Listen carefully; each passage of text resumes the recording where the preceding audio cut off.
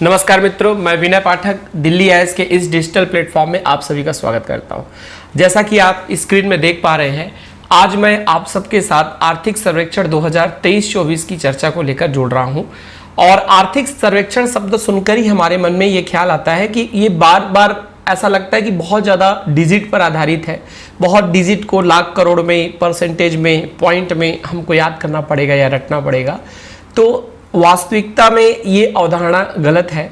आप यदि एग्जाम के पैटर्न को देखें, चाहे प्रीलिम्स के देखें या मेंस में, जब हमको कहीं कुछ डिजिट का हवाला देना होता है या ऐसे लिखना होता है, तो हमको एक अमूमन अराउंड डिजिट पता हो और ज़्यादातर घटना, बढ़ना, भागीदारी, इन सबसे प्रश्न ज़्यादातर पूछे जाते हैं। तो आर्थिक सर्वेक्षण, जो कि आपको पता है अभी हाल ही में जारी किया गया, आर्थिक सर्वेक्षण और बजट, इन दोनों को लेकर मैं आपसे 4 वीडियो के माध्यम से जुड़ूंगा। और इस 4 वीडियो में हम छत्तीसगढ़ के बजट और आर्थिक सर्वेक्षण में चर्चा करेंगे। जैसा कि आप जानते हैं कि ये आर्थिक सर्वेक्षण भाग 1, यानी आज के इस वीडियो में या आज के इस डिजिटल क्लास में हमारा जो चर्चा का मुद्दा रहेगा वो रहेगा आर्थिक सर्वेक्षण 2023-24 की जनगणना के हिसाब से आंकड़े, कृषि और हम कहेंगे वन, यानी आज हम 3 पॉइंट पर चर्चा करेंगे। लेकिन उससे पहले ये जान लेते हैं कि आर्थिक सर्वेक्षण की दरअसल उपयोगिता क्या है। यानी आर्थिक सर्वेक्षण को जब हम या आप देखेंगे इसे, तो इसका उपयोग, यानी आप कहाँ कहाँ इसका उपयोग कर सकते हैं। तो इसका उपयोग अलग अलग स्तर पर देखने के लिए मिलता है। जैसे मान लीजिए आप व्यापम के एग्जाम में बैठ रहे हैं, ठीक है, तो व्यापम के एग्जाम में आपको नॉर्मली अलग अलग परीक्षाओं में अलग अलग पैटर्न फॉलो होता है व्यापम में, जिसमें छत्तीसगढ़ के कभी 15 क्वेश्चन तो कभी और उससे ज़्यादा प्रश्न। तो ऐसा देखने के लिए मिलता है औसतन 2 से 3 प्रश्न आपको आर्थिक सर्वेक्षण के देखने के लिए मिल सकते हैं। साथ ही साथ जब व्यापम को छोड़कर पीएससी की यदि हम बात करें, तो पीएससी की बात करने पर पीएससी में भी 2 प्रकार का एग्जाम, जिसमें आप सिविल सर्विसेज का जो देते हैं, जिसमें 3 चरण होते हैं, प्री, मेंस और इंटरव्यू। तो एक प्री स्तर का एग्जाम मैं कह सकता हूं, और दूसरे स्तर पर हम वन डे एग्जाम ले रहे हैं। वन डे एग्जाम मतलब बोलचाल में बोलते हैं, जिसमें मेंस ना हो, लिखित परीक्षा नहीं, केवल विकल्प के आधार पर चयन और उसके बाद फिर इंटरव्यू हो। तो ऐसे परीक्षा के प्रारूप में साधारणतः छत्तीसगढ़ विषय से हमको 50 प्रश्न देखने के लिए मिलते हैं। और जब छत्तीसगढ़ से 50 प्रश्न देखने के लिए मिलते हैं, तो ये अपने प्रकृति के अनुरूप, अब ये डिपेंड करता है कि मान लीजिए कि एग्जाम के नेचर के ऊपर डिपेंड कर रहा है। जैसे मान लीजिए कि एग्रीकल्चर से रिलेटेड कोई पोस्ट है, असिस्टेंट डायरेक्टर, तो संभव है कि एग्रीकल्चर से वहाँ क्वेश्चन ज़्यादा आएंगे। जब एग्रीकल्चर से क्वेश्चन ज़्यादा आएंगे तो आर्थिक सर्वेक्षण से भी वहाँ एग्रीकल्चर से प्रश्न उठाते हैं। तो इसमें हम कह सकते हैं कि 7 से 10 प्रश्न, ये कभी कभी वेरी करता है, कभी 5 हो गया, कभी 12 भी हो गया। तो बार बार ये थोड़ा सा परिवर्तनशील है।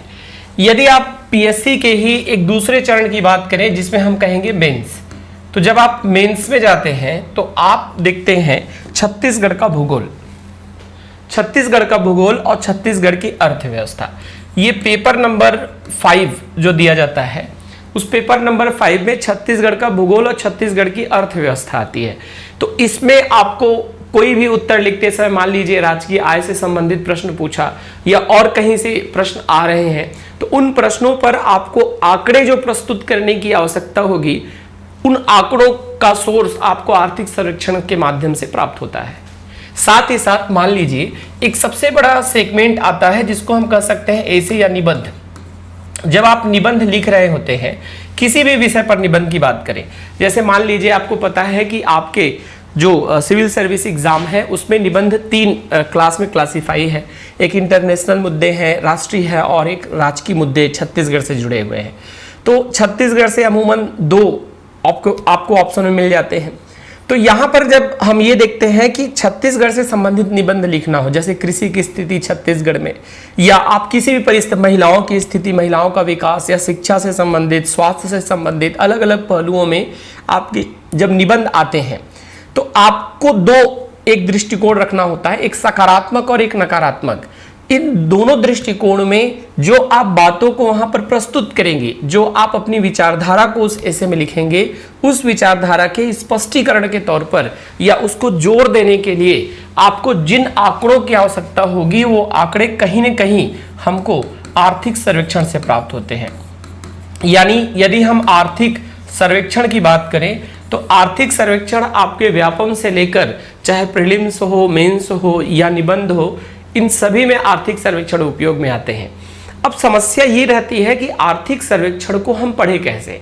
इस बार का आर्थिक सर्वेक्षण मुझे लगता है अनुमानतः शायद 460 प्लस पेजेस के हैं, यानी 460 प्लस पेजेस के हैं, मैं अनुमानतः कर रहा हूँ इतने लगभग। या कोई भी आर्थिक सर्वेक्षण जब हम हर साल के देखते हैं तो ये 450 प्लस पेजेस के होते हैं, और ये आसान नहीं होता कि इतने पेजेस को हम डिजिट वाइज पढ़ें और वहीं से सीधे सीधे कंटेंट को पढ़ लें।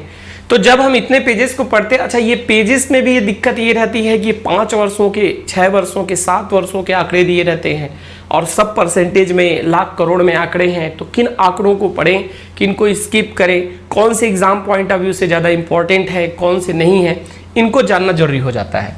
तो यहाँ पर हम स्टार्ट करते हैं 3 टॉपिक, जैसे मैंने आपसे कहा, जनगणना, कृषि और वन, इन तीनों को इस वीडियो में कंप्लीट करने का प्रयास करेंगे। तो पहला जो हमारा आज का टॉपिक रहेगा वो रहेगा जनगणना। ठीक है, ये जो जनगणना हम बात कर रहे हैं यहाँ पर, ये जनगणना का जो बेस लिया गया है, यानी ये है इकोनॉमिक सर्वे से के हिसाब से बात करेंगे, इकोनॉमिक सर्वे 2023-24।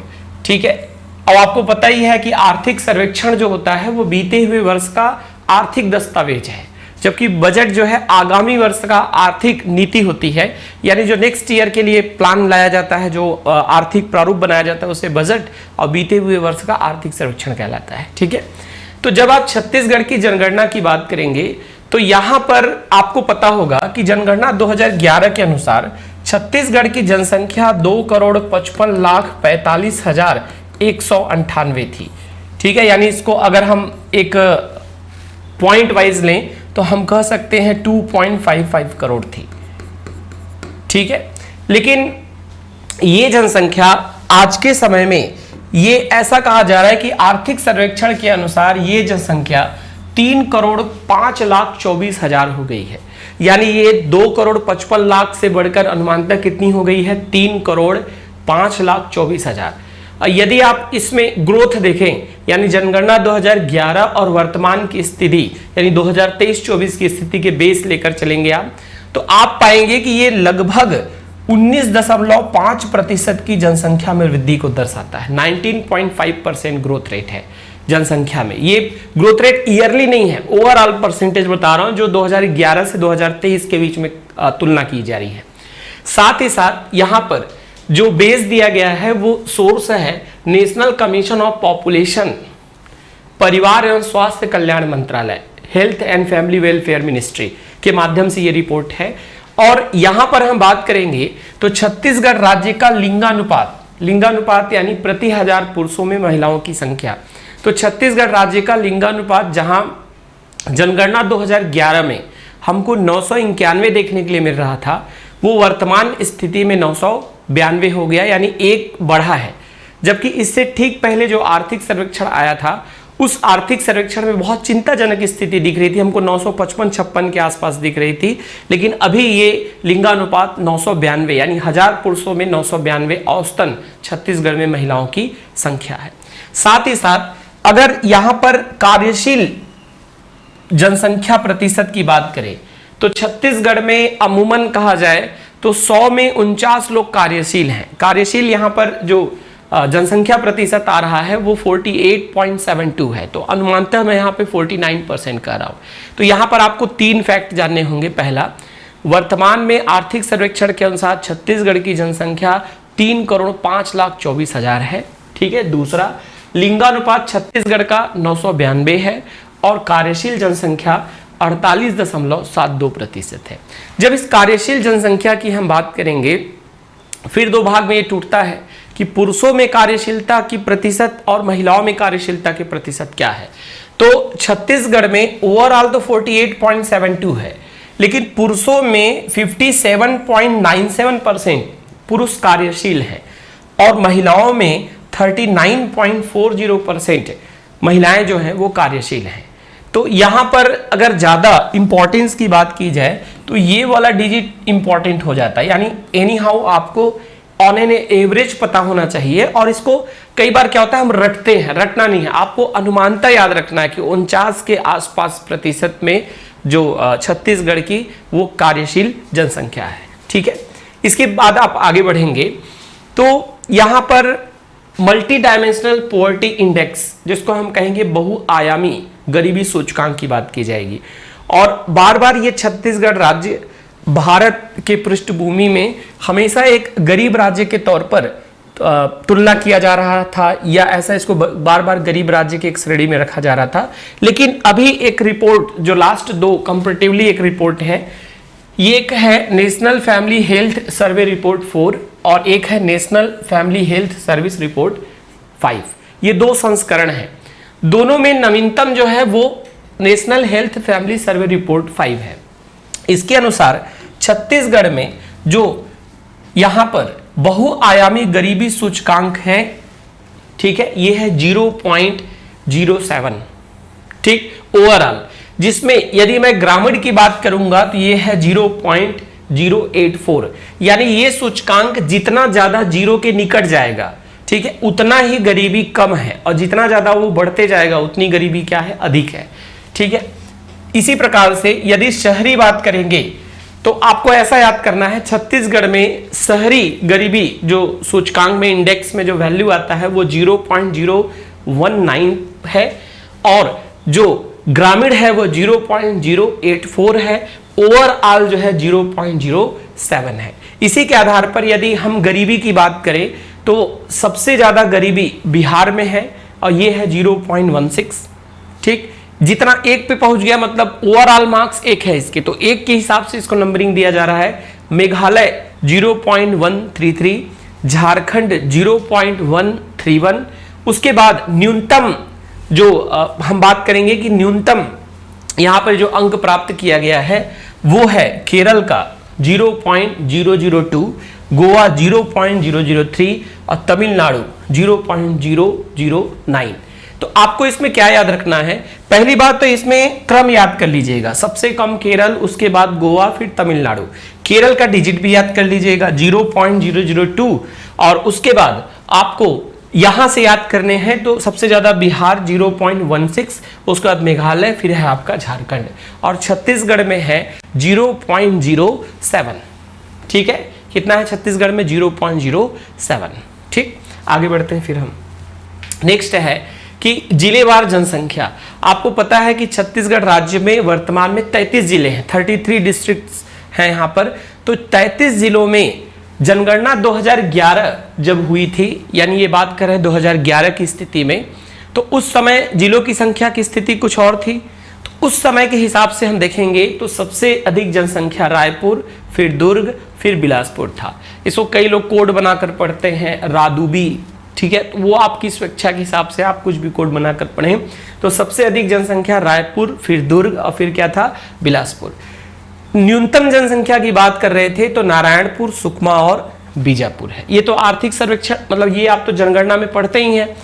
आपको जो जानना है वो है आपका 2024 की स्थिति में, यानी वर्तमान की स्थिति में अभी जनसंख्या का क्रम रायपुर, बिलासपुर, दुर्ग सबसे अधिक है, उसके बाद नारायणपुर, सुकमा और क्या है, बीजापुर है।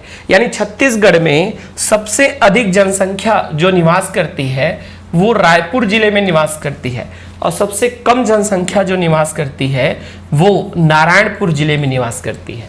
और इसमें भी याद रखिएगा रायपुर जिले की जनसंख्या 27.3 लाख है, यानी 27 लाख फिर 30,000 समथिंग कुछ, तो 27 लाख प्लस जनसंख्या है रायपुर की। जो पिछले बार 21 लाख प्लस था वो हो गया 27 लाख प्लस, यानी 6 लाख जनसंख्या बढ़ी है। इसी प्रकार से नारायणपुर में सबसे कम पर्सन निवास करते हैं और नारायणपुर की जनसंख्या 1.6 लाख है। तो ये आपको पता होना चाहिए कि राज्य अनुसार सबसे अधिक कहां है, सबसे कम कहां है। ठीक, एक पॉइंट। दूसरा, तीन तीन का नाम आप याद कर लीजिए, सबसे ज्यादा और सबसे कम का डिजिट याद कर लीजिए। यानी जरूरी नहीं है कि आप सबके डिजिट को याद करें, आपको एक अनुमान पता होना चाहिए कि सबसे ज्यादा रायपुर, बिलासपुर, दुर्ग और सबसे कम नारायणपुर, फिर सुकमा, फिर बीजापुर में है। इसमें भी रायपुर में 27 लाख प्लस जनसंख्या रहती है और नारायणपुर में लगभग 1.5 लाख से अधिक जनसंख्या यानी 1.6 लाख से प्लस जनसंख्या यहाँ पर निवास करती है। इसी प्रकार से जब आप आगे बढ़ेंगे तो फिर बात आ जाती है कि जनसंख्या में दो होते हैं, एक पुरुष और एक महिला। तो पुरुष में और महिला में क्रम दोनों में सेम है, यानी पुरुष में सबसे अधिक रायपुर, बिलासपुर, दुर्ग, सबसे कम नारायणपुर, सुकमा, बीजापुर। फिर महिला में सबसे अधिक रायपुर, बिलासपुर, दुर्ग और फिर नारायणपुर, सुकमा और बीजापुर। ठीक है, तो यहां पर आपको ये ध्यान देना पड़ेगा कि जब हम इसकी बात करते हैं, आप यानी इमेजिन करके देखिए कि जब ओवरऑल जनसंख्या सबसे ज्यादा रायपुर, बिलासपुर, दुर्ग में है तो सीधी सी बात है, जो ओवरऑल सबसे ज्यादा है तो पुरुष भी वहीं ज्यादा है और महिलाएं भी वहीं क्या है, ज्यादा है। ठीक है, ऐसा कुछ इमेजिनेशन करके आप इसको याद करेंगे। फिर आगे हम बढ़ेंगे और अगला रहेगा अनुसूचित जाति जनसंख्या। ठीक है, किसकी बात कर रहे हैं, एससी पॉपुलेशन। तो एससी पॉपुलेशन जो है यहां पर स्थिति दी हुई है 1 मार्च 2024 और आपको पता है कि अभी मार्च आया नहीं है, 1 मार्च आना बाकी है 2024 का।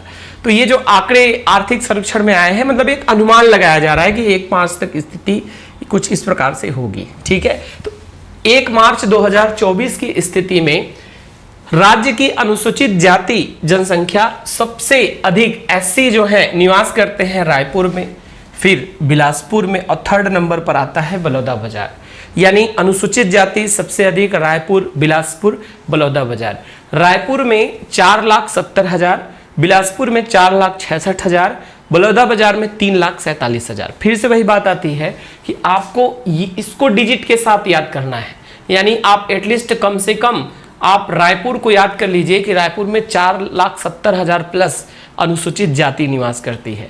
इसी प्रकार से सबसे कम सुकमा, फिर नारायणपुर, फिर दंतेवाड़ा है और सबसे कम अनुसूचित जाति निवास करता है सुकमा जिले में, जिसकी संख्या मात्र 1616 है, यानी 1616 अनुसूचित जाति, ठीक है, शेड्यूल्ड कास्ट जो है वो निवास करते हैं सुकमा जिले में। अब यदि यहां पर हम बात करें पुरुषों में और महिलाओं में, तो पुरुषों में आप देखिए कोई भी डिजिट मतलब क्रम में कोई बदलाव नहीं है। फिर से अगेन रायपुर, बिलासपुर, बलौदाबाजार रहेगा।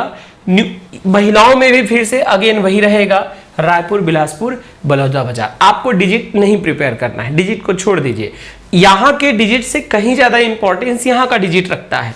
तो यदि आपके मन में भाव ही आए नहीं मुझे डिजिट भी पढ़ना है, तो इस परिस्थिति में आप पहले इसको प्राथमिकता दीजिए, ओवरऑल को पहले पढ़ लीजिए, फिर आपका यदि इच्छा करे तो आप इसको भी पढ़ लीजिएगा। ठीक है, बट क्रम ज्यादा इंपॉर्टेंस रखता है। पुरुष सबसे ज्यादा बिलासपुर, रायपुर और बलौदाबाजार, मतलब ये एक सीक्वेंस है, और सबसे कम सुकमा, नारायणपुर और दंतेवाड़ा। दंतेवाड़ा मतलब दक्षिण बस्तर दंतेवाड़ा, ये पूरा नाम है जिले का, आप जानते ही हैं इसको। तो तीनों के टेबल में आपको सिर्फ 2 ही काम करने हैं। सबसे ज्यादा का क्रम रायपुर, बिलासपुर, बलौदाबाजार, सबसे कम का क्रम सुकमा, नारायणपुर, दंतेवाड़ा याद रखना है। ठीक है, आगे बढ़ते हैं। फिर नेक्स्ट है, इसी प्रकार से हम देखेंगे अनुसूचित जनजाति। अनुसूचित जनजाति की जब हम बात करेंगे, यानी हम बात कर रहे हैं एसटी का। ठीक है, एसटी। तो जब एसटी की बात की जाएगी तो आप बताएंगे अनुसूचित जनजाति सबसे अधिक जो है बस्तर जिला में निवास करती है। सबसे अधिक कहां निवास कर रही है, बस्तर। तो बस्तर में एसटी का पॉपुलेशन सबसे ज्यादा है, वो है 6,05,000। ठीक है, मतलब 6.05 प्लस। दूसरे नंबर पर आएगा वो है जशपुर 5.84। फिर आता है कोरबा 5.68। आपको पता है कि पॉपुलेशन और टाइप्स के बिहाफ पर हमारा जो दंडकारण्य का पठार है, जिसको हम बस्तर डिवीजन कर रहे हैं, हालांकि दंडकारण्य के पठार में बस्तर डिवीजन प्लस मोहला, मानपुर, अंबागढ़ चौकिया जाता है, लेकिन जब बस्तर संभाग को हम कैलकुलेट करें तो वहां पे देखते हैं ज्यादा प्रकार की जनजातियां पाई जाती है, यानी गोड़, हलबा। ठीक है, उसके अलावा आप देखते हैं बहतरा, दोरला, मुड़िया, माड़िया, अबुज माड़िया, दंडामी माड़िया, परजा, धुरवा, इस प्रकार की जनजातियां, भतरा, बहुत सी जनजातियां पाई जाती हैं। तो बेसिकली जसपुर जिले में जनजाति जनसंख्या 6,05,000 है, सॉरी बस्तर में 6,05,000 है, जशपुर में 5.84 है। तो आपको डिजिट याद करना है तो सबसे पहले बस्तर का याद कीजिए, उसके बाद आप क्रम याद कर लीजिए, उसके बाद आएगा जशपुर और फिर क्या है आपका कोरबा। लेकिन जब हम सबसे कम की बात करते हैं तो सबसे कम जनसंख्या निवास करती है बेमेतरा में अनुसूचित जनजाति की, उसके बाद है खैरागढ़, छुई खदान, गंडई और फिर आता है सारंगढ़, बिलाईगढ़। ठीक है, अब देखिए, अब तुलना करते हुए पढ़ना है आपको। तो देखिए, जब हम पुरुष की बात करेंगे तो अगेन वो चीजें रिपीट हो जाएंगी, सबसे ज्यादा बस्तर, फिर जसपुर, फिर कोरबा। डिजिट को एक पल के लिए आप स्किप कर दीजिए, आप स्टेप बाय स्टेप पढ़िए। पहले आप इन सब तथ्यों को याद कर लीजिए, जब ये पूरे याद हो जाए तब उनके डिजिट को याद कीजिए। नहीं तो क्या होगा, बहुत ज्यादा जब डिजिट पढ़ेंगे तो फिर ये जो हमारा सीपीयू है, जिसको बायोलॉजिकल सीपीयू कहूं, ह्यूमन ब्रेन, वो ह्यूमन ब्रेन उतने स्लॉट्स बना नहीं पाएगा, उतने डेटा को स्टोर करने के लिए उसके पास जो मेमोरी है और प्रोसेसिंग स्पीड है वो कम हो जाएगी। तो सबसे पहले आप जो है पहले नाम का सीक्वेंस याद करें, उसके बाद फिर आप डिजिट को याद करें। ठीक है, इसी प्रकार से यहां पर भी रिपीट हो गया बस्तर, जशपुर और कोरबा। यानी आप ऐसा कहेंगे कि अनुसूचित जनजाति चाहे पुरुष हो, चाहे महिला हो, चाहे दोनों का ओवरऑल हो, ठीक है, सबसे ज्यादा बस्तर, फिर जशपुर, फिर कोरबा में निवास करती है। ठीक है, इसी प्रकार से जब हम बात करेंगे सबसे कम तो फिर से वही बात आ जाएगी। तो यहां पर सिर्फ एक बात याद रखना है, वो है जांजगीर चांपा, ये थोड़ा अलग आ गया। ठीक है, यानी हम कहेंगे सबसे कम बेमेतरा, फिर खैरागढ़, छुई खदान, गंडई, सारंगढ़, बिलाईगढ़ ओवरऑल में। फिर पुरुष की बात करेंगे तो बेमेतरा, खैरागढ़, छुई खदान, गंडई, फिर आएगा आपका सारंगढ़, बिलाईगढ़। लेकिन जब महिला की बात करेंगे तो तीसरे स्थान पर आ जाएगा जांजगीर चांपा। तो याद कैसे करना है हमको याद ऐसे करना है कि हम बोलेंगे बस्तर, जशपुर, कोरबा, फिर हम बोलेंगे बेमेतरा, खैरागढ़, छुई खदान, गंडई, फिर सारंगढ़, बिलाईगढ़। केवल महिला में सारंगढ़, बिलाईगढ़ की बजाय क्या आएगा आपका जांजगीर चांपा आएगा। ठीक है, फिर आगे बढ़ते हैं हम। इसके बाद ये एक बहुत इंपॉर्टेंट सेगमेंट है जो मैंने बताया आपको कि लिंगानुपात। लिंगानुपात थोड़ा पूछा जाता है, जनसंख्या से ज्यादा वरीयता दिया जाता है लिंगानुपात में। ठीक है, तो लिंगानुपात की जब हम बात करते हैं तो मैंने अभी स्टार्टिंग में ही आपसे चर्चा किया था कि छत्तीसगढ़ राज्य का लिंगानुपात 992 है। कितना है, इसको बोलेंगे 992 है 2024 की स्थिति में। ठीक है, लेकिन जब जनगणना 2011 था तो इस समय 991 था, जो कि पिछले जनगणना 2001 से 2 बढ़ा था मात्र। ठीक है, यहां पर 2 नहीं, सॉरी, उस समय काफी बदलाव हुआ था, उस समय मतलब बढ़ोतरी देखने के लिए मिली थी। अब देखिएगा यहां पर, जब यहां पर हम बात कर रहे हैं तो सबसे अधिक ओवरऑल, यानी इसमें हमने ना एससी कंसीडर किया है, ना एसटी किया है, ना ओबीसी, यानी ओवरऑल यदि मैं 6 रेशियो की बात करूंगा तो सबसे अधिक कोंडा गांव में है। ठीक है, ये है 1048, फिर बालोद में है 1028, फिर 1027 दंतेवाड़ा, 1025 2 जिलों में है, एक है बस्तर और दूसरा क्या है गरियाबंद। और खास बात, छत्तीसगढ़ के आप बताएंगे 13 जिले ऐसे हैं जिनका लिंगानुपात 1000+ है, और 20 जिले, 33 जिले हैं टोटल।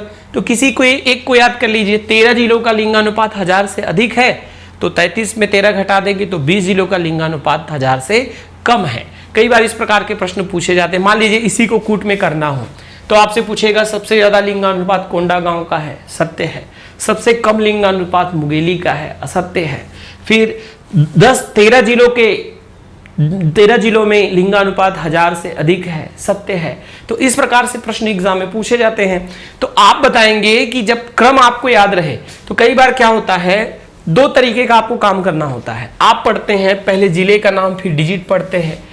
थोड़ा सा ये टफ है, पहले डिजिट पढ़िए फिर जिले का नाम पढ़िए। 1048 कोंडा गांव में, 1028 बालोद में, 1027 दंतेवाड़ा में, 1025 बस्तर और गरियाबंद में।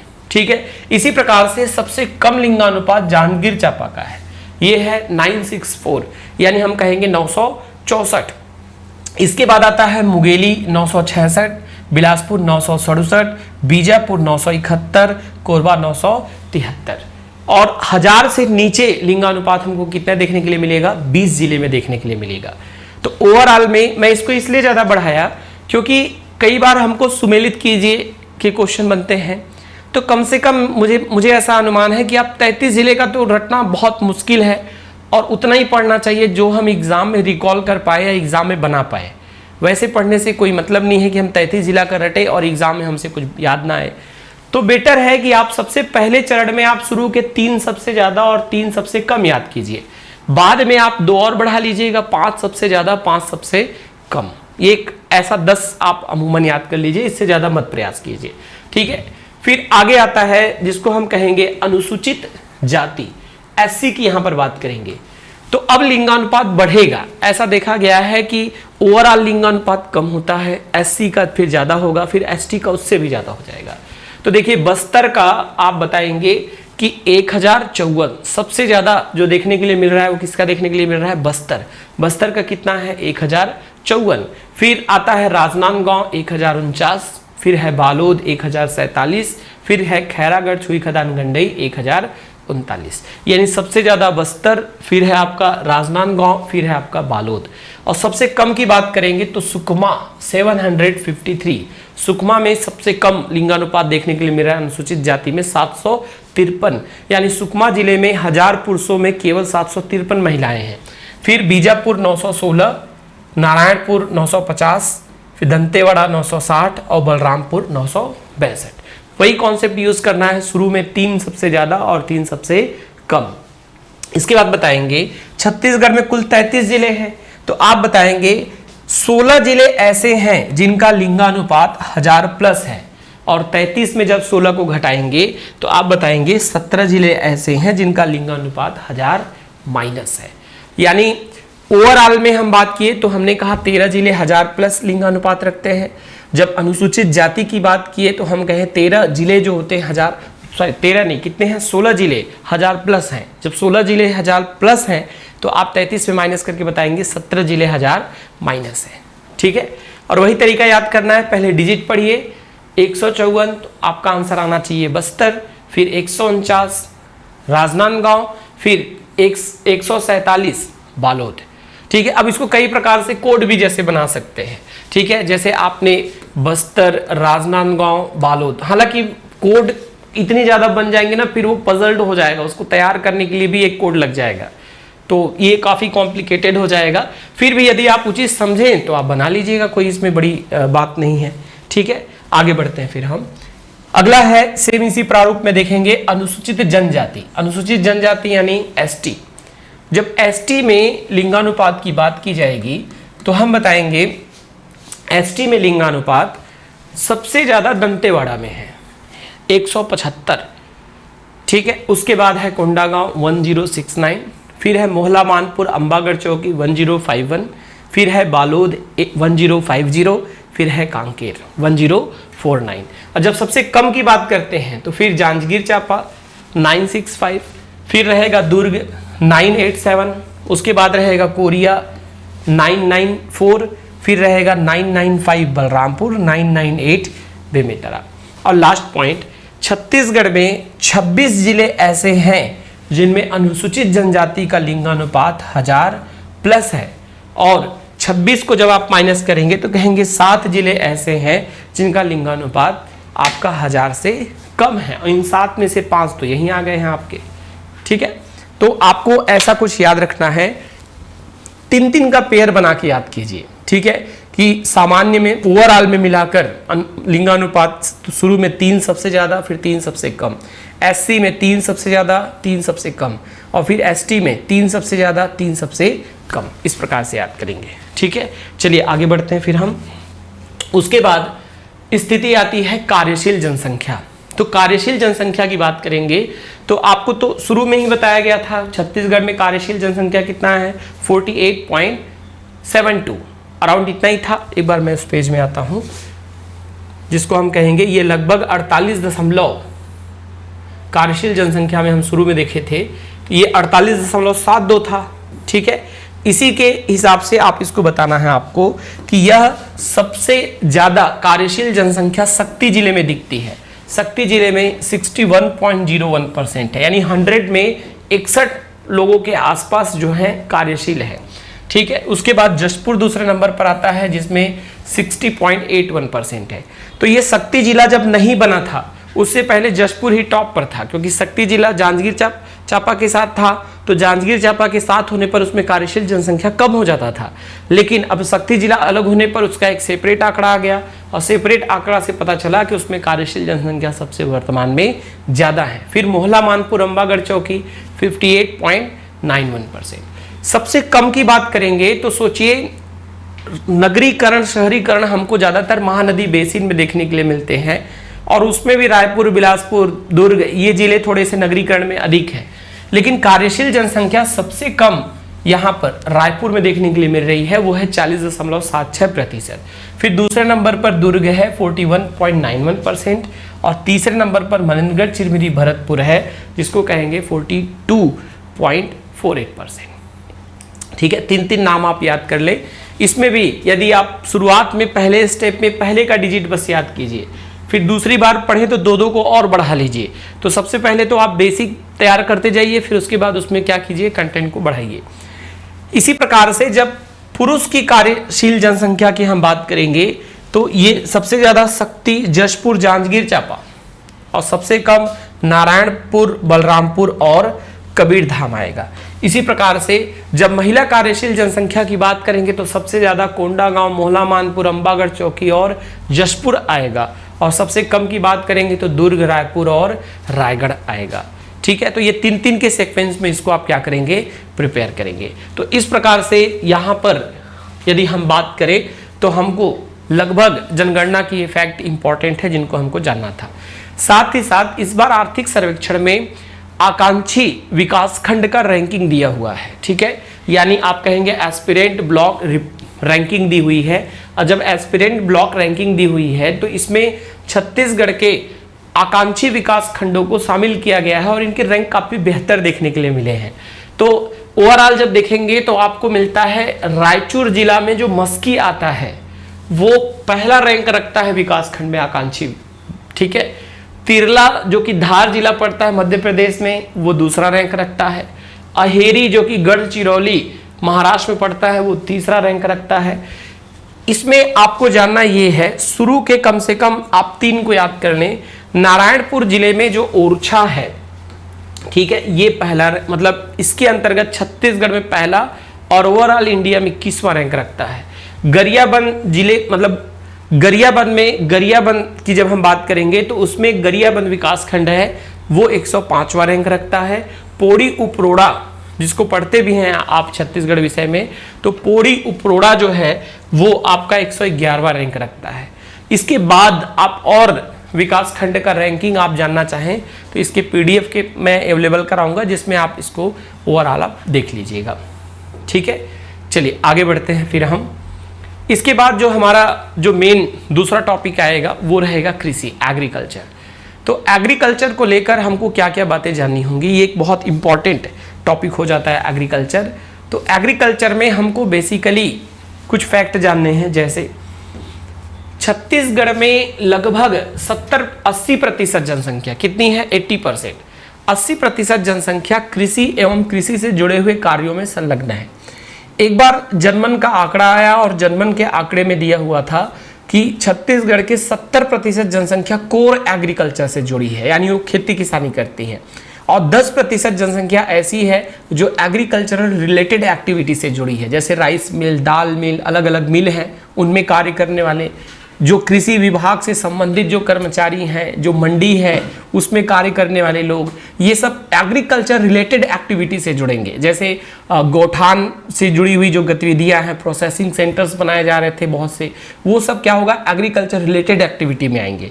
तो 10% एग्रीकल्चरल रिलेटेड एक्टिविटी है और 70% एग्रीकल्चर से जुड़े हैं। तो इन दोनों को मर्ज करके देखते हैं तो हमको देखने के लिए मिलता है 80% आबादी, यानी आप देखिए 3,05,24,000 में 80% लोग जो हैं वो राज्य में कृषि एवं कृषि से जुड़े हुए गतिविधियों में लगे हुए हैं।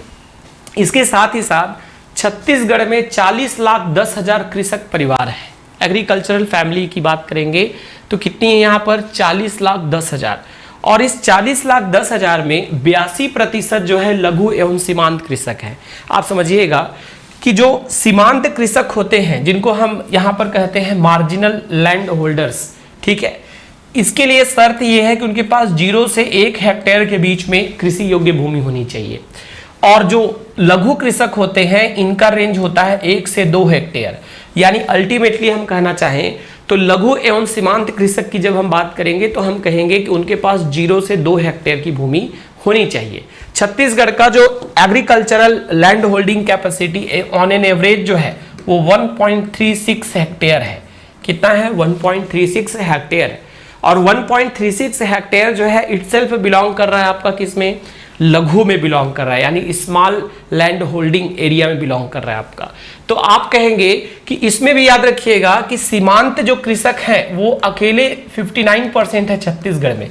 छत्तीसगढ़ में ऐसे कृषकों की संख्या लगभग 59% है जिनके पास 1 हेक्टेयर से कम भूमि है, उनको सीमांत कहेंगे। अब 82 में आप माइनस कर लीजिए 59 को, तो बचे हुए जो हैं वो लघु आप कहेंगे कृषक के अंतर्गत आते हैं। इन दोनों को मर्ज करके छत्तीसगढ़ में 82% परिवार जो हैं वो, यानी 40.1 लाख का जब आप 82% निकालेंगे तो वो आएगा लघु एवं सीमांत कृषक के अंतर्गत। इसी प्रकार से छत्तीसगढ़ में सिंचाई क्षमता का एक रिपोर्ट 36% है, हालांकि ये बढ़कर अब 38.84% हो चुका है। और अकेले ये, हालांकि ये जो रिपोर्ट हम देख रहे हैं ना 52% नहरों से, इन सब से ये आगे आएंगे, तो मैं एक पल के लिए छोड़ देता हूं। और 55% ऐसी भूमि है जो जल के अभाव के कारण वहां पर हम दूसरी फसल नहीं ले पाते, यानी हमको पर्याप्त सिंचाई क्षमता नहीं होने के कारण वहां पर हम फसल नहीं ले पा रहे हैं। ठीक है, चलिए यहां से हमको फैक्ट क्या क्या जानने थे। पहला 80% कृषि पर आधारित जनसंख्या है। दूसरा, छत्तीसगढ़ में 40,10,000 जो हैं वो कृषक परिवार हैं। तीसरा, जिसमें 82% अकेले जो हैं वो क्या है? लघु एवं सीमांत कृषक हैं। ठीक, आगे बढ़ते हैं नेक्स्ट। जब कृषि की बात हम करेंगे तो कृषि में ये बात आती है कि आर्थिक सर्वेक्षण 2023-24 के अनुसार छत्तीसगढ़ में ये इतने लाख रुपए के फसल का योगदान है। फसल मतलब जो क्रॉप हुए, पढ़ते हैं आप, दलहन है, तिलहन है, खाद्यान्न है, अलग अलग फसल होते हैं, नकदी होता है, ओवरऑल नकदी, रबी, खरीफ, इन सबको जितनी भी उपज होती है उसका योगदान यहाँ पर बेसिकली 26 कहेंगे लाख 12,897 लाख रुपए है। आप इसको पॉइंट में बढ़ा दीजिए तो करोड़ में आ जाएगा। ठीक, अब यहां पर हमको ध्यान ये देना है कि इसका ओवरऑल छत्तीसगढ़ राज्य की जीडीपी में योगदान की बात करेंगे तो ये 8.64% है। यानी छत्तीसगढ़ राज्य की भौगोलिक सीमा में छत्तीसगढ़ के द्वारा जो जनरेट होता है आय, मैं बात करूं तो वो टोटल 100 में 8.64 जो है वो किसका है? केवल और केवल क्रॉप का है। और ये पिछले वर्ष की तुलना में 2.15% के ग्रोथ को दर्शा रहा है, यानी इसका वृद्धि दर 2.15 है। और जो प्रतिशत भागीदारी है वो है 8.64। और यहां पर इसकी राशि दी हुई है, तो राशि से ज्यादा यानी इस अमाउंट से ज्यादा इंपॉर्टेंट ये दोनों हैं। इन दोनों को पूछा जा सकता है एग्जाम में कि आर्थिक सर्वेक्षण 2023-24 के अनुसार योगदान प्रतिशत क्या है, तो आंसर होगा 8.64। प्रतिशत वृद्धि क्या है तो 2.15। ठीक है, इसी के साथ यहां पर हम बात करेंगे, जब इसी आंकड़े का निष्कर्ष निकालेंगे तो सबसे अधिक योगदान हमको 2018-19 में देखने के लिए मिलता है। यानी विगत 2018 से 2023 के बीच का अगर हम एनालिसिस करें तो हमको 2018-19 में सबसे अधिक फसल का योगदान दिखता है, वो दिखता है 10.23%। और सबसे अधिक वृद्धि हमको अगेन 2018-19 में देखने के लिए मिलता है, और ये वृद्धि था 14.31%। और सबसे कम वृद्धि हमको 2021-22 में देखने के लिए मिलता है, जो है आपका 1.37। तो इसको चाहे तो ऐसा बना सकते हैं हम यहाँ पर लिखें 2018, फिर से आपका रहेगा 18 और फिर रहेगा 21, ऐसा याद कर लीजिएगा। ये डिजिट उतना ज़्यादा इंपॉर्टेंस नहीं रखता जितना ज़्यादा ये डेट इंपॉर्टेंट रखते हैं, यानी ईयर इंपॉर्टेंट रखता है। आपसे पूछेगा किस वर्ष में सबसे अधिक योगदान रहा 2018, किस वर्ष में सबसे अधिक वृद्धि रहा 2018, किस वर्ष में सबसे कम वृद्धि रहा 2021, और फिर यदि आप डिजिट को भी याद कर लें तो सोने पे सुहागा, और इससे बेहतर क्या चाहिए फिर आपको। इसके बाद ध्यान दीजिएगा, हम यहाँ पर भूमि के उपयोग की बात कर रहे हैं, ठीक है, लैंड यूटिलिटी, भूमि उपयोग। तो भूमि उपयोग में याद रखना है आपको, शुद्ध अथवा नीरा क्षेत्र सबसे ज्यादा हमको राजनांदगांव में देखने के लिए मिलता है। शुद्ध अथवा नीरा क्षेत्र वो है जहां पर मिनिमम कम से कम एक फसल उगाया जाता है। द्विफसली वो होते हैं जहां पर 2 अथवा 2 से अधिक फसल उगाए जाते हैं एक वर्ष में। और ओवरऑल मतलब सबको मिलाकर तो सबसे ज्यादा भूमि हमको नीरा या शुद्ध जो दिखता है, हमको नेट लैंड जो दिखते हैं हमको, वो दिखता है हमको राजनांदगांव में। और सबसे कम हमको दिखता है नारायणपुर में। ये याद रखना है आपको। डिजिट तो नहीं पूछता है तो डिजिट आप छोड़ दीजिए, केवल नाम बस याद कीजिएगा। सबसे ज्यादा शुद्ध अथवा नीरा भूमि राजनांदगांव, सबसे कम नारायणपुर। इसी प्रकार से जब हम बात करेंगे दुफसली, तो दुफसली में आएगा फिर से राजनांदगांव, लेकिन सबसे कम आता है बीजापुर। यानी बीजापुर में केवल और केवल 54 हेक्टेयर भूमि पर ही यहाँ पर दुफसल लिया जाता है, यानी दुफसली है वो। फिर आएगा यदि ओवरऑल की बात करेंगे तो फिर से वही बात आ जाएगी जिसको हम कहेंगे राजनांदगांव और नारायणपुर। यानी इसको याद करना बहुत आसान। सबसे ज्यादा कृषि योग्य जो भूमि है वो राजनांदगांव में है, सबसे कम यहाँ की बात करेंगे तो नारायणपुर है। इसमें यदि दुफसली की बात करेंगे तो वो आ जाएगा बीजापुर, ठीक है। फिर आगे बढ़ते हैं। इसके बाद ये वाला पॉइंट मैंने आपसे डिस्कस कर लिया।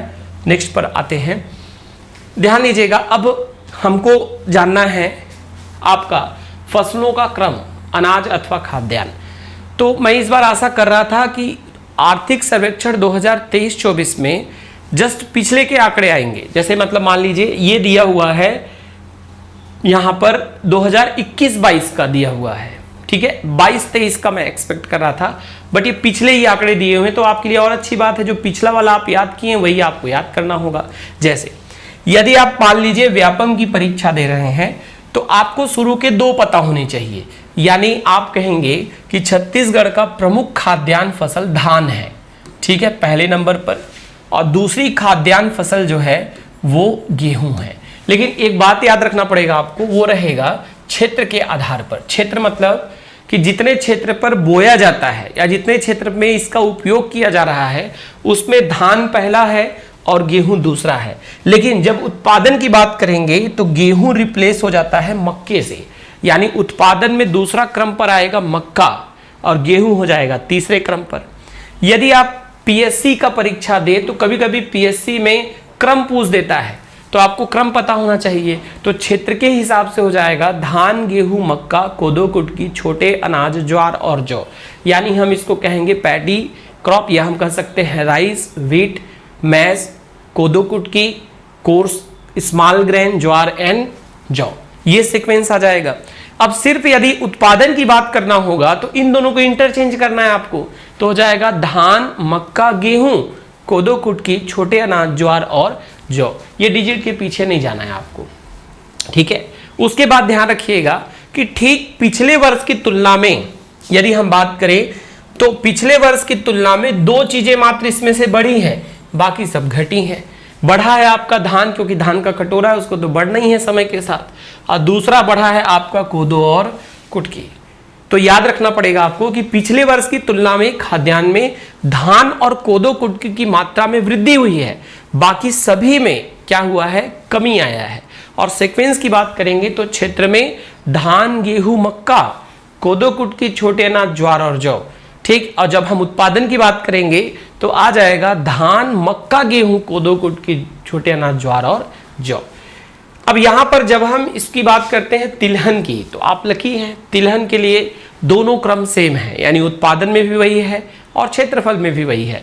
तो छत्तीसगढ़ का प्रमुख जो दलहन फसल है वो दलहन फसल आता है आपका चना, ठीक है। प्रमुख जो दलहन फसल है यानी ये फर्स्ट नंबर पर जो आएगा वो आएगा चना। और जो सेकेंड नंबर पर है वो क्या है आपका लाख, अथवा हम उसी को कहेंगे तिवरा, ठीक। ये 2 व्यापम की दृष्टि से इंपॉर्टेंट। पीएससी में आपको पूरा सीक्वेंस याद करना पड़ेगा। इस डिजिट को याद नहीं करेंगे तो चल जाएगा, कोई बड़ी बात नहीं है, ठीक है। आपको क्रम याद रखना है। तो आप बोलेंगे चना, लाख, उड़द, तुअर, कुल्थी, मूंग, मोठ, ये सीक्वेंस है। और चाहे उत्पादन हो चाहे क्षेत्रफल हो, दोनों के दोनों में सीक्वेंस क्या रहेगा, यही रहेगा। तो फिर यहां पर बात ये आती है कि ये तुअर याद रखिएगा ना, ये तुअर मतलब हम बात कर रहे हैं अरहर का, अरहर को ही तुअर कर रहे हैं यहाँ पर। तो दोनों में सीक्वेंस क्या हो जाएगा, सेम। और फिर वही बात आएगी, इसमें 3 में बढ़ा है, 3 में घटा है, तो 3 को याद कर लीजिए अपने मन से। तो आप कहेंगे चना लाख और तुअर में वृद्धि हुई है, बचे हुए जो 3 है उसमें गिरावट हुआ है पिछले वर्ष की तुलना में। फिर आते हैं तिल, हम बात करेंगे तिलहन। तिलहन यानी सीड ऑयल क्रॉप। तिलहन की जब बात करेंगे तो तिलहन में आपको याद रखना है, हम देखेंगे इसके कौन से क्रम की हम बात करें। यहां पर क्षेत्रफल के हिसाब से सबसे पहली बार राई सरसों पहले स्थान पर है, फिर आता है आपका जिसको यहां पर हम कहेंगे सोयाबीन, फिर आएगा राम तिल, फिर आएगा मूंगफली, फिर आएगा तिल और फिर आएगा आपका अलसी। ठीक है, तो क्षेत्रफल में यहां पर याद रखना ये जो दिया हुआ है ये किसके हिसाब से दिया हुआ है, यह दिया हुआ है क्षेत्रफल यानी एरिया के आधार पर। तो एरिया में यदि हम यहां पर 1 2 3 4 5 6 ये सीक्वेंस है आपका, इसको नंबरिंग कर लीजिए और एक को तो याद करना ही पड़ेगा आपको, वो है ये वाला सीक्वेंस। तो राई सरसों सोयाबीन राम तिल मूंगफली तिल और अलसी, चाहे इसको ऐसा हिंदी में ही बना लीजिए, राई सरसों सोयाबीन राम तिल मूंगफली तिल और अलसी, RSRMTA। ठीक है, अब इसका सीक्वेंस याद करने के बाद आप इसका देखिए, इसके जो उत्पादन है प्रोडक्शन में क्रम चेंज हो गया है। तो मूंगफली जो कि इसमें चौथे नंबर पर आ रहा था वो पहले पे हो गया है, जो सोयाबीन इसमें दूसरे पे था, ठीक है, वो दूसरे पर ही आपका है। राई सरसों जो कि पहले पे है वो तीसरे पे आ गया है। बाकी जो आगे के क्रम है वो एक समान दिखने के लिए मिल रहे हैं हमको। तो देखिए आगे जो है ये 5 और 6, ठीक है, आगे देखिए ये तिल जो है यहां पर क्या हो जाएगा, तिल का सीक्वेंस सेम आ जाएगा आपका। तो नेक्स्ट नंबर पे है तिल राम तिल और अलसी। तो शुरू के 3 में ही यहां पर क्या देखने के लिए मिल रहा है हमको, बदलाव देखने के लिए मिल रहा है। मतलब शुरू के 3 मतलब ये सोयाबीन चौथे से उठ कर आ गया तो तिल आपका चौथे पे चला गया। ठीक है, तो इस प्रकार से आप यहां बता सकते हैं। तो इनका कोड बनाकर आप याद कर लीजिएगा। ठीक है, तो आपको ये याद रखना है कि सबसे ज्यादा बोया जाता है क्षेत्रफल में राई सरसों और उत्पादन में सबसे ज्यादा होता है मूंगफली, ये पहले नंबर पर है। ठीक, उसके बाद जब आप जाएंगे तो फिर ये बात सामने आएगी कि इनमें सबसे ज्यादा और सबसे कम उत्पादन कब हुआ। तो धान सबसे ज्यादा उत्पादन 20-21 में, सबसे कम 15-16 में। ठीक है, तो धान के सामने आप ऐसा 20 सबसे ज्यादा 15 सबसे कम, 2015 याद कर लीजिए, इसको ऐसे ही कोड बना लीजिए, 2020 में सबसे ज्यादा 15 में सबसे कम। जब मक्का में जाएंगे तो 20 में सबसे ज्यादा 14 में सबसे कम, तो इसको मक्का को 2014 कर दीजिए, 20 में सबसे ज्यादा 14 में सबसे कम। ठीक है, जब गेहूं में जाएंगे तो 18-19 है तो इसको 18-19 कर लीजिए, शुरू का 2 डिजिट सबसे ज्यादा है, लास्ट का 2 डिजिट सबसे कम है। फिर चना में आइए तो ये 18 और 19 है, तो ये चना में अगेन आपका सेम रिपीट हो रहा है 18-19, तो इसको एक साथ याद कर लीजिए, गेहूं चना 18-19, 18 में सबसे ज्यादा 19 में सबसे कम। फिर सोयाबीन आएंगे तो ये 13-21 है, कितना है 13-21, और मूंगफली आएंगे तो ये है 18-17, 2018 में सबसे ज्यादा 2017 में सबसे कम। ठीक है, 2013 में सबसे ज्यादा 2021 में सबसे कम। तो ऐसा कुछ याद कर लीजिए।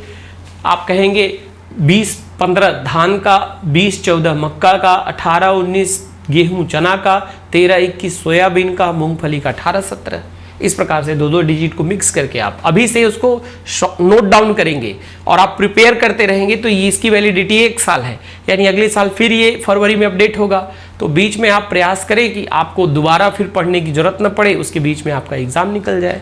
बाकी पढ़ने के लिए तो जब तक आयोग और व्यापम की आयु सीमा है तब तक आप अपने आप को प्रयासरत रख सकते हैं।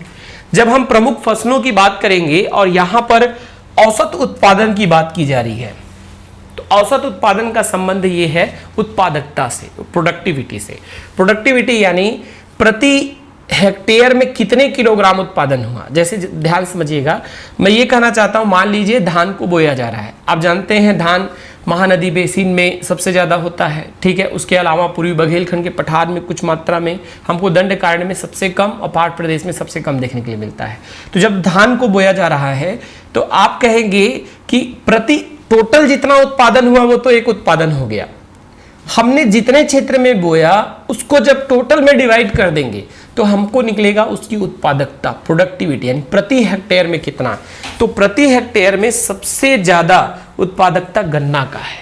ठीक है, अब गन्ना के पीछे बायोलॉजिकल रीजन भी देखने के लिए मिलता है, क्योंकि गन्ना C4 प्लांट होते हैं और C4 प्लांट में स्टोरेज जो पार्ट होते हैं थोड़े से ज्यादा होते हैं, चाहे मक्का हो चाहे गन्ना, दोनों के दोनों C4 में आते हैं। ठीक है, तो ये सबसे ज्यादा है किसका, गन्ना का, और गन्ना का है 5316 किलोग्राम प्रति हेक्टेयर।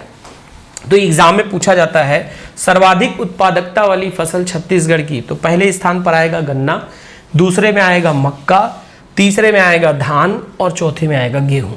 तो कम से कम 4 का क्रम याद कर लीजिए। तो गन्ना, मक्का, धान, गेहूं और 2 का आप डिजिट याद कर लीजिए। तो आप 2 के बजाय धान का भी कर लीजिए, कभी पूछ सकता है एग्जाम में कि धान की उत्पादकता जो है वो कितनी है, तो आप बताएंगे 3045, मतलब 1 हेक्टेयर में 3045 किलोग्राम धान औसतन छत्तीसगढ़ में उत्पादित होता है। और ये पिछले वर्ष की तुलना में इसमें गिरावट आई है। तो आप देखिए केवल गन्ना ही बढ़ा है, बाकी शुरू के 4 जितने भी हैं पिछले बार में औसत उत्पादकता में गिरावट है, उत्पादन में वृद्धि है। राज्य सरकार हर बार, पिछले बार आपको याद होगा हमने 107.53 लाख मिलियन टन धान का खरीदी किया छत्तीसगढ़ शासन ने, लेकिन बात यहां पर उत्पादन की नहीं की जा रही है, उत्पादकता की जा रही है, यानी प्रति हेक्टेयर उसके जो डिजिट है उसमें गिरावट है। ठीक है, चलिए आगे बढ़ेंगे। फिर हम नेक्स्ट पर हम विचार करते हैं। तो यहां पर जैविक खेती की बात की जा रही है, ऑर्गेनिक फार्मिंग। तो ऑर्गेनिक फार्मिंग की जब हम बात करेंगे तो आप बताएंगे ये 2014 में राज्य पोषित और 2016 में इसे केंद्र परिवर्तित किया गया, 2 वर्ष 2014-2016। छत्तीसगढ़ में कुल आप बता सकते हैं 5 जिले ऐसे हैं जो कि पूर्ण रूप से जैविक जिले हैं, जिसके अंतर्गत बस्तर संभाग में बीजापुर, नारायणपुर, सुकमा, दंतेवाड़ा आता है। ठीक है, इसका कोड बना सकते हैं सुबीना गरिदंते, सुबीना गरिदंते यानी सुकमा, बीजापुर, नारायणपुर, दंतेवाड़ा और गरियाबंद। तो एक जिला मात्र है जो रायपुर संभाग के अंतर्गत आ रहा है, गरियाबंद, वो भी एक पूर्ण जैविक जिला है। इसके अलावा जो शेष बचे हुए जिले हैं, यानी आर्थिक सर्वेक्षण में भी ये 22 का ही उल्लेख कर दिया गया, शेष बचे हुए जिलों के एक एक विकास खंड यहाँ पर पूर्ण रूप से क्या है आपके जैविक है। ठीक है, इसके बाद मंडी की अवधारणा की बात करते हैं। तो मंडी की संख्या यदि हम देखें तो छत्तीसगढ़ में यदि आप बात करें तो कृषि उपज मंडी की संख्या 69 है। छत्तीसगढ़ में कृषि उपज मंडी की संख्या कितनी है, 69। और इस बार आपको याद रखना होगा कि इस बार बदलाव हुआ है। कुछ वर्षों से हम बार बार उप मंडी की संख्या 118 पढ़ रहे थे, इस बार 118 की बजाय इसकी संख्या 121 हो गई है।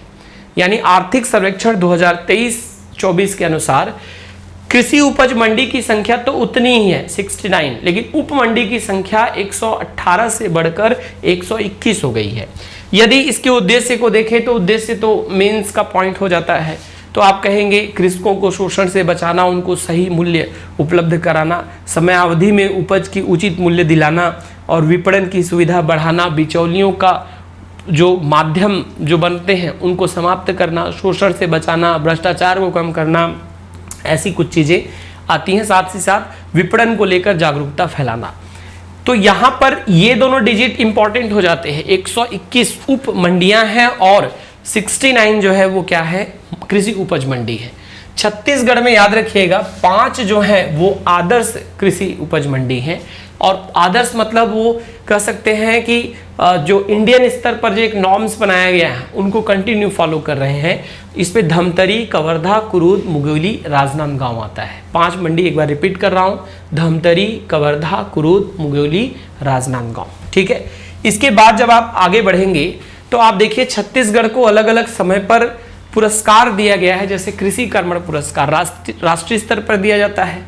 तो आपको पता है कि जब आप छत्तीसगढ़ की भौगोलिक संरचना को देखते हैं तो बिलासपुर, रायपुर जो दुर्ग संभाग है इसका मिड वाला पार्ट अंदर की ओर धंसा हुआ है, और जब कॉर्नर पर जाते हैं जैसे पश्चिम में मैकल श्रेणी, पूर्व में धमतरी और महासमुंद सीमांत उच्च भूमि, पश्चिम में दल्ली राजहरा की पहाड़ी, और जब दक्षिण में दल्ली राजहरा की पहाड़ी, और उत्तर में जाएंगे गौरेला, पेंड्रा, लोरमी का पठार, पिंडरा लोरमी का पठार, छुरी उदयपुर की पहाड़ी, ये सब संरचनाएं कहीं ना कहीं छत्तीसगढ़ के कॉर्नर को ऊपर कर देती हैं और बीच का भाग थोड़ा धंसा हुआ है, जो कि औसतन हम कहेंगे 300 मीटर से कम ऊंचा है। और वहाँ पे सबसे ज़्यादा आप बात करेंगे तो लाल पीली और डोरसा मिट्टी पाई जाती है। तो जब लाल पीली डोरसा मिट्टी पाई जाती है तो वहाँ पे सबसे ज़्यादा धान का उत्पादन होता है और ये आज नहीं लंबे समय से ये हो रहा है। तो धान की उत्पादकता के कारण ही 2010-11, 2012-13, 2013-14 यानी हम यहाँ पे कहेंगे 10, 12 और 13 3 वर्ष धान को लेकर इस छत्तीसगढ़ को कृषि कर्मण पुरस्कार, तिलहन में 14-15 और खाद्यान्न में 16-17 में दिया गया। अच्छा, एक बात मैं आपको बताना चाहता हूं, आर्थिक सर्वेक्षण में थोड़ा ये कॉम्प्लिकेशन रहता है कि फाइनेंशियल ईयर को इंक्लूड करेगा। फाइनेंशियल मतलब आर्थिक सर्वेक्षण के हिसाब से फाइनेंशियल ईयर है, तो यहां पर हमेशा 2-2 के पेयर में होंगे, 10-11, 12-13, 13-14, 14-15, 16-17।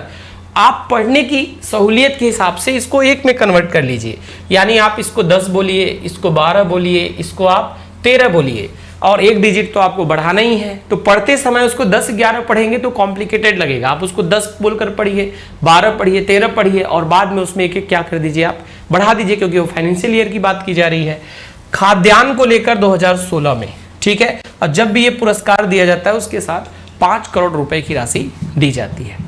इसी प्रकार से मिट्टी की गुणवत्ता के परीक्षण के लिए मिट्टी परीक्षण प्रयोगशाला स्थापित किए गए हैं 11 और मिनी मिट्टी परीक्षण प्रयोगशाला यानी मिनी सॉइल टेस्टिंग लेबोरेटरी जो है वो स्थापित किया गया है 111। तो 11 और 111 इसको बस ध्यान रखना है आपको।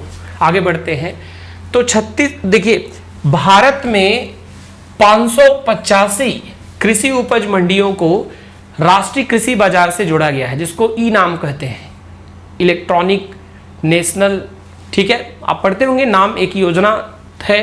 तो जिसमें से 14 कृषि उपज मंडी हमारे छत्तीसगढ़ से बिलोंग करते हैं और 14 जो हैं इनको आप थोड़ा सा हल्के तौर पर याद कर लीजिएगा, कभी एग्जाम में बन सकता है कि कौन सा नेशनल एग्रीकल्चर मार्केट से जुड़ा हुआ नहीं है, तो आपको पता होना चाहिए। इनके अलावा बाकी जो है जुड़े हुए नहीं है। उपज मंडी की संख्या तो 69 है, कितने को हम याद करेंगे, तो उसमें से सिर्फ 14 को बस याद कर लेते हैं, ठीक है। तो नाम देख लीजिएगा, राजनांदगांव, कवर्धा, भाटापारा, कुरूद और नवापारा को पहले चरण में, दूसरे चरण में रायपुर, दुर्ग, धमतरी, बिलासपुर, जगदलपुर, राजिम, बालोद, मुंगेली, रायगढ़ को किया गया है, ठीक है। इसके बाद हम देखेंगे उद्यानिकी क्षेत्र के बारे में चर्चा करते हैं। जब उद्यानिकी क्षेत्र के बारे में आप बात करेंगे तो याद रखिएगा छत्तीसगढ़ में 136 उद्यान रोपड़ी है। कितने उद्यान रोपड़ी हैं? 136। ये माने नहीं रखता हमारे लिए माने ये रखता है कि 2 सब्जी बीज प्रगुणन प्रक्षेत्र हैं, इनका नाम याद रखिएगा। एक बाना में है जो कि रायपुर में है और एक राजपुर में है जो कि दुर्ग जिला पड़ता है। तो 2 हमारे पास छत्तीसगढ़ में सब्जी बीज प्रगुणन प्रक्षेत्र हैं, एक है बाना और दूसरा है राजपुर। अब यहां ध्यान से समझिएगा, छत्तीसगढ़ में 8,10,000 हेक्टेयर में उगाया जाता है हॉर्टिकल्चर। हॉर्टिकल्चर में बहुत सी चीज़ें आती हैं, जैसे मसाला आ जाता है, जितनी स्पाइसेस होती हैं, फ्लावर्स फूल आ जाते हैं, पुष्प आ जाएंगे, सुगंधित पुष्प आएंगे, कुछ मेडिसिनल प्लांट औषधीय पौधे आ जाएंगे, जितने भी आप फल खाते हैं फ्रूट्स आ जाएंगे, जितने भी वेजिटेबल्स आप यूज़ करते हैं, जो सब्जियों का प्रयोग करते हैं वो आ जाएंगे। तो इन सबको एक साइंस की एक ब्रांच में स्टडी किया जाता है जिसको हॉर्टिकल्चर या उद्यानिकी कहते हैं। और उद्यानिकी में 3 बातें आती हैं, पहला उत्पादन, दूसरा उत्पादकता, तीसरा रकबा। रकबा का मतलब कितने क्षेत्र में बोया गया, उत्पादन का मतलब टोटल कितना हमको मिला, उत्पादकता का मतलब प्रति हेक्टेयर हमको कितना मिला। और इस बार आप लकी हैं कि तीनों के लिए आपको एक ही सीक्वेंस याद करना है। और इमेजिन करके चलिए आप अपने स्तर पे किसका उपयोग ज़्यादा करते हैं, सबसे ज़्यादा आप फल का सब्जी का उपयोग करते हैं, तो सबसे ज़्यादा रकबा, सबसे ज़्यादा उत्पादन, सबसे ज़्यादा उत्पादकता सब्जी की है। उसके बाद आता है फल, ठीक है, आपके घर में फल उपयोग होगा, फिर होगा मसाला, उसके बाद है पुष्प, फिर है औषधीय और सुगंधित फसल। अब हो सकता है ये एक घर के हिसाब से क्रम ना हो, लेकिन एक्चुअल में राज्य के स्तर पर देखा जाए तो उत्पादन, उत्पादकता और रकबा के हिसाब से सबसे ज्यादा सब्जी, फल, मसाला, पुष्प और उसके बाद आता है औषधि एवं सुगंधित फसल आते हैं। ठीक है, इसके बाद जब हम जाएंगे तो आपको जल संसाधन पढ़ना है। ठीक है, और ये जल संसाधन बहुत इंपॉर्टेंट है, एग्जाम में यहां से क्वेश्चन बार बार पूछा जाता है। तो थोड़ा समझते हैं। आपको पता है मध्य प्रदेश राज्य पुनर्गठन अधिनियम 2000 के द्वारा 1 नवंबर 2000 को छत्तीसगढ़ राज्य अस्तित्व में आया। जब 1 नवंबर 2000 को अस्तित्व में आया तो छत्तीसगढ़ के पास 13.28 लाख हेक्टेयर सिंचाई की क्षमता थी, यानी ओवरऑल इतने भूमि पर ही सिंचाई अवेलेबल है थी। ठीक है, वर्तमान में हम देखें तो ये 21,52,000 हेक्टेयर हो चुका है। वर्तमान में सिंचाई क्षमता कितनी हो चुकी है? 21,52,000 हेक्टेयर, और ये पिछली बार की तुलना में 8,24,000 हेक्टेयर वृद्धि दिखा रहा है। ठीक है, यानी आपको कुछ नहीं, इसमें माइनस कर दीजिए, आ जाएगा आपका 8,24,000। तो राज्य गठन के समय 13,28,000, वर्तमान में 21,52,000, और वृद्धि जो है वो है 8.24 लाख। अभी हाल ही में प्रीलिम्स में क्वेश्चन भी पूछा हुआ था, तो पहले जब ये प्रश्न पूछा गया तो आपको पता होगा आर्थिक सर्वेक्षण 2022-23 था। उस समय सिंचाई क्षमता छत्तीसगढ़ की 38.75% थी। वर्तमान में छत्तीसगढ़ की सिंचाई क्षमता 38.84% हो चुका है, यानी छत्तीसगढ़ में जितना आवश्यकता है भूमि में सिंचाई करने की, उसमें 38.48% सिंचाई क्षमता छत्तीसगढ़ के पास अवेलेबल है। यानी आपको ये फैक्ट थोड़े याद करने पड़ेंगे और इसको बार बार 2-3 बार रिपीट करेंगे। 13,28,000, फिर आप कहेंगे 21,52,000, दोनों का माइनस किए 8,24,000, और प्रतिशत में 38.84%। ठीक है, अब यहाँ हमको ध्यान ये देना है कि दरअसल आगामी वर्षों में राज्य के कुल बोए गए क्षेत्रफल का 75% यानी लगभग 43 लाख हेक्टेयर में से 32 लाख हेक्टेयर सतही जल से, मतलब सरफेस वाटर से इरिगेशन किया जाता है। यानी सबसे बड़ा जो इरिगेशन का जो क्षमता विकसित करने का लक्ष्य रखा गया है वो सरफेस वाटर का है। और आपको पता होगा जितने भी नहर हैं, सबसे ज़्यादा नहरों के माध्यम से सिंचाई किए जाते हैं, जो बांध बनाए जाते हैं, फिर उससे नहरें निकाली जाती हैं, अलग अलग एनीकट प्रोजेक्ट अभी हम देखेंगे इसके अंतर्गत। ठीक है, तो मैं इसी के बारे में आपसे बात कर रहा था। छत्तीसगढ़ राज्य का जब गठन हुआ तो राज्य के गठन के समय केवल 3 ही वृहद परियोजनाएं थी, वृहद जल सिंचाई परियोजनाएं मात्र 3 थी। वर्तमान में 8 वृहद सिंचाई परियोजनाएं, पिछले बार भी यही था आपका, और 4 जो है निर्माणाधीन है, यानी 4 पर काम चल रहा है। ठीक है, तो आप बोलेंगे 3, 8, 4, 3 राज्य गठन के समय था, 8 अभी है, 4 पर काम चल रहा है। ठीक है, मध्यम परियोजनाएं की बात करेंगे तो 29 राज्य गठन के समय था, अभी 38 हो गया, और 1 पर भी अभी काम नहीं चल रहा है, यानी निर्माणाधीन या अंडर प्रोसेस जो है वो 0 है। भविष्य में फिर जरूरत पड़ेगी तो इसको बढ़ाएंगे। फिर लघु की बात करेंगे तो 1945 यहाँ पर लघु जल सिंचाई परियोजनाएं थी 1945, और अभी वर्तमान में 2477 यहाँ पर लघु जल परियोजनाएं हैं, जिसमें 300, जिससे अलग 365, मतलब ये कंप्लीट हो चुके हैं, और 365 जो है अंडर प्रोसेसिंग में है या अंडर वर्किंग में है। ठीक है, इसी प्रकार से नलकूप की बात करें तो 2 आंकड़े हमको यहाँ पर आर्थिक सर्वेक्षण में देखने के लिए नहीं मिलते। एक मिलता है नलकूप और दूसरा है एनीकट स्टॉप डैम। इन दोनों को शायद संभवतः राज्य गठन के समय में इन दोनों के आंकड़े उपस्थित न हों, जिसके चलते ये नहीं दिए गए हैं। तो यहाँ पर मार्च 2023 की स्थिति में 30 नलकूप योजना मतलब चल रही है और 1 निर्माणाधीन है। इसी प्रकार से एनीकट स्टॉप डैम जो है 827 है और 247 निर्माणाधीन है। तो ज्यादातर यदि मैं बात करता हूं तो शुरू के 3 जो है वो बहुत इंपॉर्टेंट है। यहां से क्वेश्चन बार बार पूछे जाते हैं कि छत्तीसगढ़ में कितनी मध्यम परियोजनाएं वर्तमान में हैं, तो आंसर आएगा 38। कितनी लघु परियोजनाएं हैं, तो आंसर आएगा 2477। तो इस प्रकार से थोड़ा सा इन डिजिट को आप याद कीजिए, थोड़ा सा 2-3 बार लिखकर प्रयास करेंगे तो याद हो जाएगा, या आप किसी 2 को मिक्स करके एक नया डिजिट तैयार कीजिए, बस याद रहे कि उसके बाद आपको बीच में डिवाइड करना है। इसी प्रकार से जब ये बात किया जाए कि भूजल दृष्टि से विकास खंड को विचार किया जाए, विकास खंड जो होता है विकास के भौगोलिक इकाई मानी जाती है। यानी जो बीडीओ जो ब्लॉक डेवलपमेंट ऑफिसर होते हैं, सभी योजनाएं लगभग विकासखंड स्तर पर ही लागू की जाती हैं। आर्थिक तौर पर क्रियान्वयन का मंच विकासखंड माना जाता है। तो राज्य गठन के समय 1 नवंबर 2000 को छत्तीसगढ़ में 146 विकासखंड थे, आज भी 146 विकासखंड है। तहसील 96 से हम 250 पर आ गए हैं, लेकिन विकासखंड तब और अब दोनों में सेम ही है। तो यदि यहाँ पर हम बात करें तो हमको देखने के लिए मिलता है कि टोटल 146 विकासखंड में से 116 विकासखंड जो हैं वो सुरक्षित हैं। पिछले वाले आर्थिक सर्वेक्षण में ये आंकड़ा कुछ ज़्यादा था, यानी हम जल संकट की ओर थोड़ा बढ़ रहे हैं। इस बात को तो स्वीकार करना होगा, क्योंकि पहले इसकी संख्या इससे ज़्यादा थी।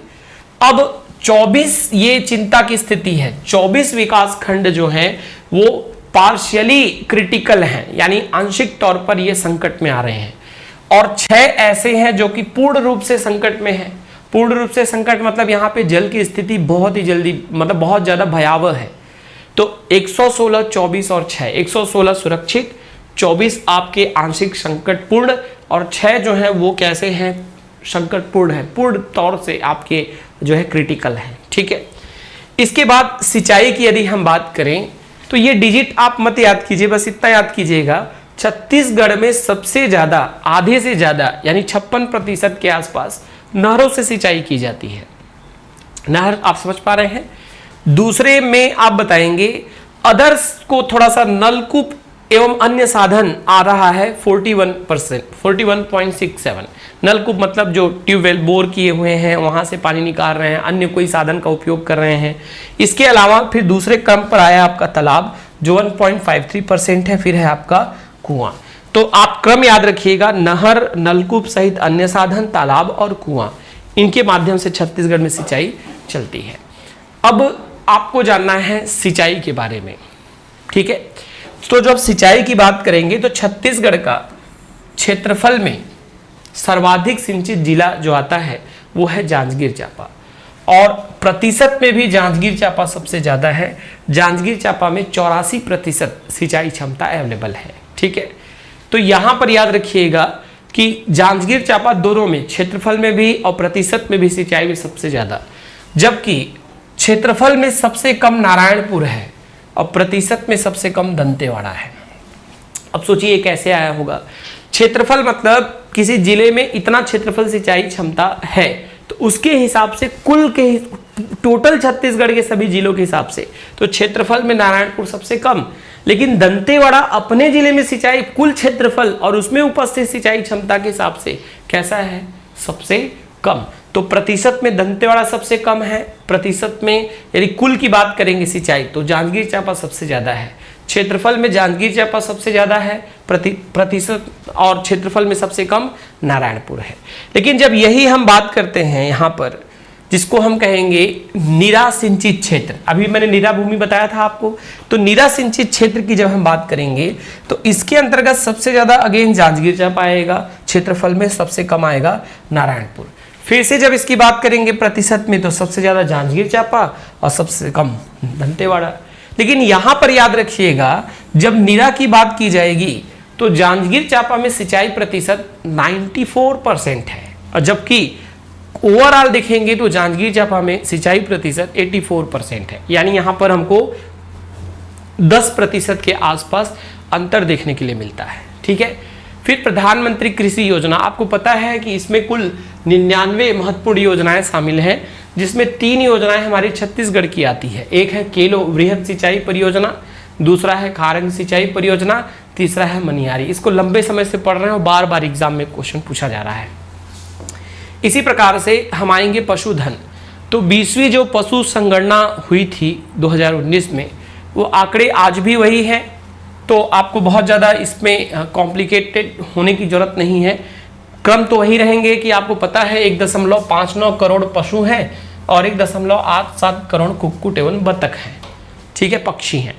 बस ये याद रखिएगा कि इसमें 6.38% जो है वृद्धि पाया गया है ग्रोथ में, और ये 1.62% जो है भागीदारी है। सबसे ज़्यादा वृद्धि 2018-19 में देखा गया और ये था 21.62, और सबसे कम वृद्धि आपका 2020-21 में देखा गया, तो आप बोलेंगे 2018 में सबसे अधिक वृद्धि, 2020 में सबसे कम वृद्धि। योगदान है आपका 6.38 और पिछली बार योगदान है 1.62 और पिछले बार की तुलना में वृद्धि है 6.38। फिर ये सब मैं छोड़ दे रहा हूँ क्योंकि पिछले बार भी यही आंकड़े थे। सबसे ज़्यादा गौवंशी प्रजनन योग्य पशु हैं, ये कितने क्या है, एक बार एग्जाम में पूछा था, उसके बाद हर बार इसको पढ़ते हैं। फिर भी एक बार आप देख लीजिएगा कि आपके गौवंशी हैं, फिर भैंसवंशी हैं, फिर बकरी है, फिर सूकर है, फिर कुक्कुट एवं बतख है। मत्स्यन को थोड़ा ध्यान से समझिएगा। मत्स्यन में छोटी मोटी बातें हैं, थोड़ा सा देख लेते हैं इसको। अभी छत्तीसगढ़ राज्य में यहाँ पर 2.027 लाख हेक्टेयर जल क्षेत्र उपस्थित है। यानी जल क्षेत्र की अगर हम बात करेंगे तो कितना है, 2.027 लाख हेक्टेयर है और इसमें 1.971 लाख हेक्टेयर में मछली पालन किया जा रहा है। यानी कुल जल क्षेत्र का लगभग 97.24% क्षेत्र में मछली पालन किया जा रहा है। और आप पढ़ते वक्त सावधानी रखेंगे कि जब आप ये मत्स्यन में जाते हैं तो आर्थिक सर्वेक्षण के मत्स्यन में इस आंकड़ा के बाद जब पेज चेंज होता है तो एक सेंटेंस यही रिपीट होता है जिसमें आंकड़ा पिछले वाले आर्थिक सर्वेक्षण का रख दिया गया है। तो वहां पे सावधानी बरतिएगा कि एक लाइन यही रिपीट है, वो मिस्टेक कुछ टाइपिंग या ऐसा कुछ रहा होगा जिसके चलते वो आंकड़ा फिर से रिपीट हुआ है। तो अभी आपको ये याद रखना है कि छत्तीसगढ़ में 2.027 और टोटल है जिसमें से 1.971 और कुल का कितना है, ये 97.24% है। मुझे लगता है कि अगर हम और कंटिन्यू करेंगे इसके बाद, चूंकि इसके बाद आ जाता है आपका 1 और 1 को कंटिन्यू करेंगे तो वीडियो थोड़ा सा जहां मैं एक्सपेक्ट कर रहा था उससे ज़्यादा हो जाएगा। तो नेक्स्ट वीडियो में मैं 1 के साथ आपसे जुड़ूंगा और 1 के साथ फिर हम किसी 1-2 टॉपिक को मर्ज करेंगे। ऐसे करके हम पूरे आर्थिक सर्वेक्षण को 4 वीडियो में हम कंप्लीट करेंगे और छत्तीसगढ़ बजट को लेकर भले से एक लंबा वीडियो बने तो एक वीडियो में छत्तीसगढ़ बजट को लेकर हम चर्चा करेंगे। तो अगले वीडियो में फिर मैं आप सबसे जुड़ूंगा। आज के लिए इतना ही है, धन्यवाद।